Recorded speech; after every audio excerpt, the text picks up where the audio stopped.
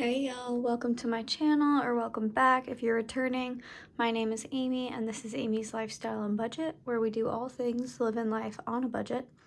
In today's video, we'll do my weekly budget closeout. So if that's something you're interested in seeing, keep on watching and let's get on into the video.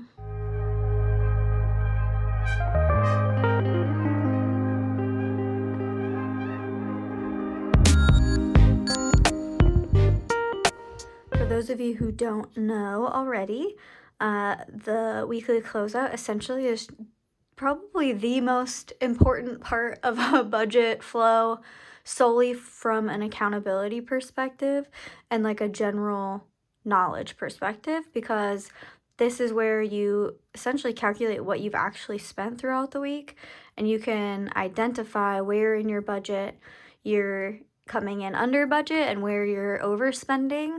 And it can also help you set new budget targets.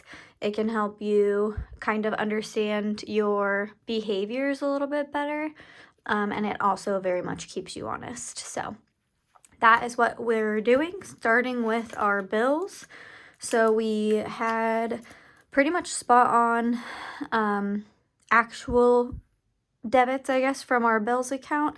Outside of the phone bill, our phone bill ended up being less than expected. So we came $22 under budget in our phone bill. Otherwise, we were pretty much netting zero. And then obviously we also have some savings here as well. So overall for bills, we are $22 under budget. Next, we'll go ahead and talk about our variable spending. For groceries, we budgeted $100, we spent $86, so $100 minus $86 is $14 under budget. For gas, we budgeted $100, we spent $23, so we are $77 under budget. Food, we budgeted $100, we spent $568, which I know sounds crazy, and it is crazy. So we are $468 over budget there. Essentially what that is, though, is we just had a night out, and so, or really a day out. We went to a football game, so all of that ends up being way more expensive than we expected. My husband's work stuff is always flat, and then we budget $100 per week for him to spend whatever he wants to spend on, and he didn't end up spending any of that this week, so we are $100 under budget there. Miscellaneous stuff, we budgeted $50, we spent $522, so $522 minus $50 is $472, so we are $472 over budget there, which is crazy. So $472 plus $468 is $940. Then we're going to subtract all of the categories that we came under budget, so subtract the 100, subtract 77, and subtract 14. Meaning we were only over budget by $749 in this category. Moving right along, in our sinking funds, we didn't end up pulling much out from many of them, so they all are carrying over, bar 2.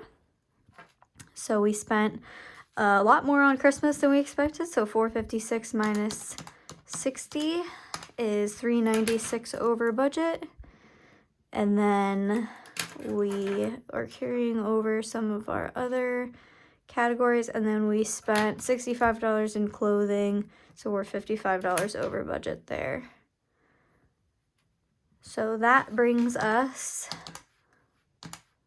$451 over budget in this category. So from here, I add up how much we're over budget, I subtract how much we're under budget to get our total over, under, or overage. I put that here and compare it to our buffer to see if we were overall green or red for the week. And anytime that we're in the red, we have to pull that from savings, obviously, to cover what we spent. Anytime we're in green, we move that to savings. So 451 plus 749 gives us, whoa, $1,200 exactly. That is so insane to see.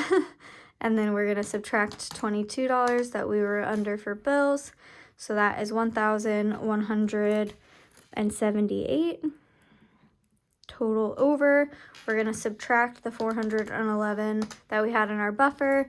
So we are overspent by $767 this week. That is pretty tough, but it's better to be aware and to make better decisions moving forward. So I hope this helps anybody who's just starting out or who is maybe even a pro, just to see that sometimes you're gonna fail and you just gotta keep on doing it and being disciplined and trying to do better the following week. Thanks so much for tuning in. I hope you guys have a wonderful holiday and end to your year, and I'll see you guys in my next video. Bye.